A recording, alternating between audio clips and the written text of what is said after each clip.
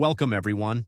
Today we'll explore the Haftorah of Tetze from Isaiah 54 1-10, focusing on its Messianic perspective.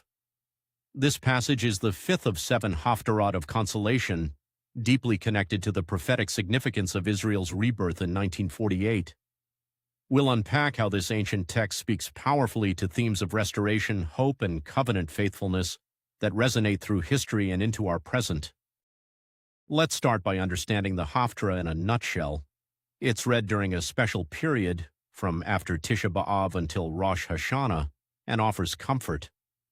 The core message compares forsaken Jerusalem to a barren woman, yet God calls her to rejoice because the Jewish nation will return and flourish.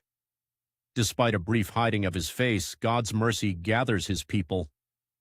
The final redemption is likened to the Noahic covenant, promising that God's kindness and peace will never depart. Now, placing this Haftorah in its literary context is crucial.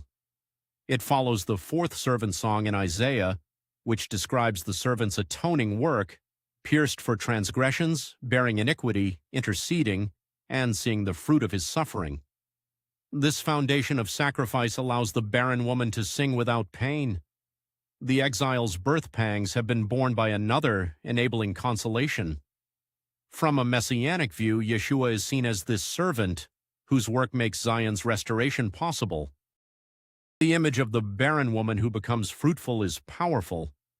Jerusalem in exile is like a barren wife, but God promises a population explosion, enlarging the tent and lengthening the cords. This echoes Sarah's barrenness and Abraham's multiplication. Paul references this in Galatians, highlighting children of promise by the Spirit. The Messianic perspective sees this as expanding the household without replacing ethnic Israel, combining physical return and spiritual rebirth, with both remnant restoration and nations grafted in. The theme of everlasting kindness and the covenant of peace stands out here. Though God briefly abandons his people, he gathers them with great compassion and everlasting love. The passage draws a parallel to Noah's covenant. Just as God swore never to flood the earth again, he promises never to be angry with Israel in that way. This unbreakable covenant of peace is secured by the servant's finished work and finds its fullest expression in the new covenant, as seen in Jeremiah and Luke. Looking at the fulfillment horizon, many see May 14, 1948, the rebirth of Israel, as a significant partial fulfillment of Isaiah 54's restoration themes. The barren tent was enlarged dramatically, with millions returning through waves of Aliyah, settling desolate regions. The long exile, including the Holocaust, is interpreted as the intensified hiding of God's face.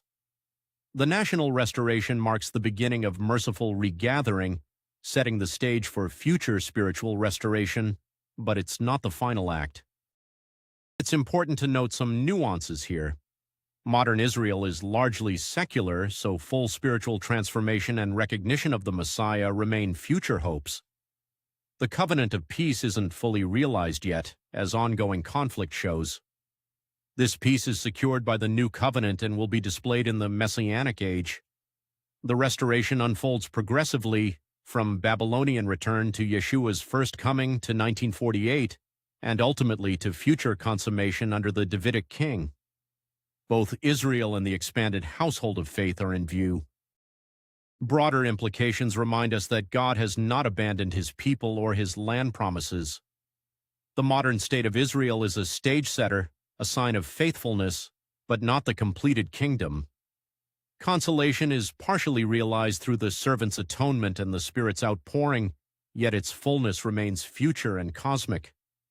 The Messianic community is called to enlarge the tent, welcoming both Israel's remnant and the nations, while standing with the Jewish people in hope. Ultimately, confidence rests in the unbreakable kindness and covenant of peace secured by the servant king. To conclude, the kindness that will not depart is a profound promise. Even if mountains move and hills collapse, God's steadfast love and covenant of peace remain unshaken. This enduring compassion is the foundation of hope and restoration. It invites us to reflect deeply on the prophetic fulfillments we've discussed and the spiritual implications they carry. This assurance calls us to trust in the faithfulness of the Lord who has compassion on his people